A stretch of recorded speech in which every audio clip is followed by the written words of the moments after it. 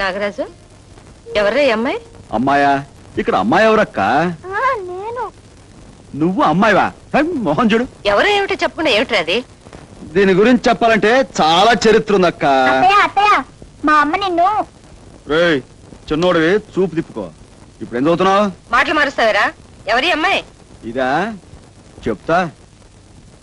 ఇది ఒక పెద్ద పిస్త, పక్కపేట జంత్రి, మహాకంత్రిదనుకో. సమయానికి నేను వెళ్లకుండా ఉంటే దీని బతుకు మట్టాష్ అయిపోయి ఉండేది. ఏమిట్రా తలతిక్క ఒకడు? ఎవరమ్మా నువ్వు? అర్ధరాత్రి కత్తులు బొడ్లో పెట్టుకుని పెద్ద పుడింగ్లా తిరిగావే, అప్పుడు ధైర్యం ఇప్పుడేమైంది?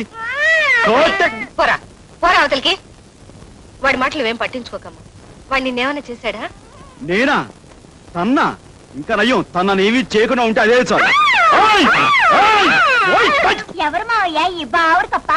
ఇదా కప్పల చెరువు దగ్గర పిత్త పరిగలు ఏరుకుంటుంటాను, పట్టుకొచ్చా. నువ్వు చెప్పు. మరేమోనండి,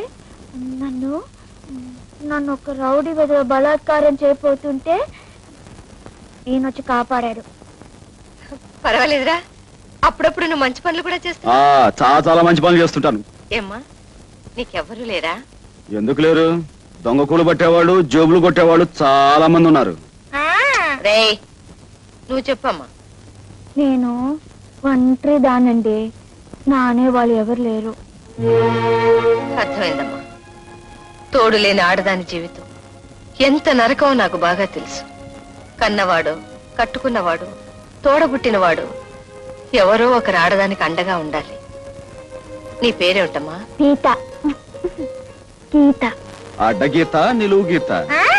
రాజు, వాడి మాటలేం పట్టించుకోకమ్మా. ఈ రోజు నుంచి నువ్వు మా ఇంట్లోనే ఉండు. అలాగేనండి, మీ ఇష్టం.